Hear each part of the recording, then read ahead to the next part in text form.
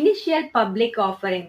அதாவது ஆல்ரெடி நல்லா எஸ்டாப்ளிஷ் ஆயிருக்கிற ஒரு கம்பெனியோ இல்ல கவர்மெண்ட் என்டிட்டியோ இல்லைன்னா இப்பதான் புதுசா ஸ்டார்ட் ஆயிருக்கிற ஒரு கம்பெனியோ அவங்களோட பிசினஸை டெவலப் பண்றதுக்காகவோ இல்லைன்னா ஆல்ரெடி ரன் ஆயிட்டு இருக்க பிசினஸ்க்கே ஃபண்ட் தேவைப்படுது அப்படின்னா அந்த ஃபண்டை ரேஸ் பண்றதுக்காக அவங்க கம்பெனியோட ஷேர்ஸ் புதுசா ஃபர்ஸ்ட் டைம் இன்வெஸ்டர்ஸ் ஆன நம்ம கிட்ட விற்கிறது தான் இனிஷியல் பப்ளிக் ஆஃபரிங் அப்படின்னு சொல்றோம். இந்த ஐபிஓவை சப்ஸ்கிரைப் பண்றதுக்கு உங்களுக்கு டிமேட் அண்ட் ட்ரேடிங் அக்கௌண்ட்ஸ் கண்டிப்பா இருக்கணும். டிமேட் அக்கௌண்ட் அப்படிங்கிறது நம்ம வாங்குற ஷேர்ஸையும் செக்யூரிட்டிஸையும் சேவ் பண்ணி வைக்கிறதுக்கான ஒரு எலக்ட்ரானிக் மீடியா அப்படின்னு சொல்லலாம். ட்ரேடிங் அக்கௌண்ட் மூலமா தான் நம்ம வாங்கி வைக்கிற ஷேர்ஸை விற்கவும் புதுசா இன்னும் நிறைய ஷேர்ஸை வாங்கிக்கவும் முடியும். இந்த அக்கௌண்ட்ஸை நீங்க செபி கிட்ட ரெஜிஸ்டர் ஆயிருக்க அத்தாரைஸ்டு புரோக்கர்ஸை கான்டாக்ட் பண்ணி ஓபன் பண்ணிக்கலாம். அப்படி அந்த அக்கௌண்ட்ஸை ஓபன் பண்றப்பே கேஒய்சி ஃபார்மையும் ஃபில் பண்ணி கொடுத்து அதுக்கான காப்பீஸையும் உங்க கையோட வாங்கி வச்சுக்கோங்க. இந்த அக்கௌண்ட்ஸை ஓபன் பண்றதுக்கு உங்களுக்கு PAN card, address proof and ID proof, அதுக்கப்புறம் உங்களோட பாஸ்போர்ட் சைஸ் போட்டோகிராஃப்ஸும் தேவைப்படும். இந்த டாக்குமெண்ட்ஸ்லாம் அவங்க கிட்ட சப்மிட் பண்ணி ஃபார்மை ஃபில் பண்ணி கொடுத்தா உங்களுக்கு demat account and trading account ரெண்டுமே ஓபன் ஆயிரும். இந்த ஐபிஓ சப்ஸ்கிரிப்ஷன் மினிமம் 3 டேஸ்ல இருந்து மேக்ஸிமம் 10 டேஸ் வரைக்கும் ஓப்பனிங்கா இருக்கும்.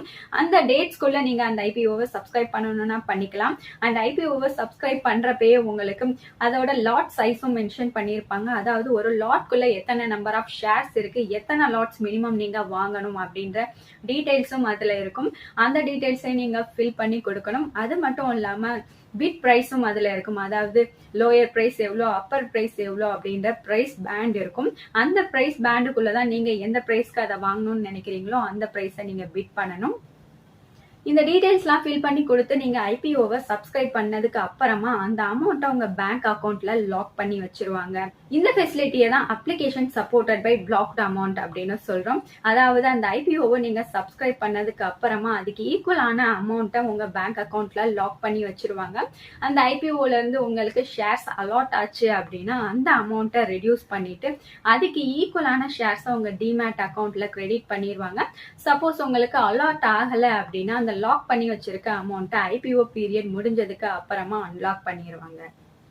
அந்த ஐபிஓவோட டிமாண்ட் ரொம்ப ஜாஸ்தியா இருந்துச்சு அப்படின்னா நீங்க சப்ஸ்கிரைப் பண்ண ஷேர்ஸை விட கம்மியான ஷேர்ஸ் உங்களுக்கு அலாட் ஆகிறதுக்கு சான்சஸ் இருக்கு.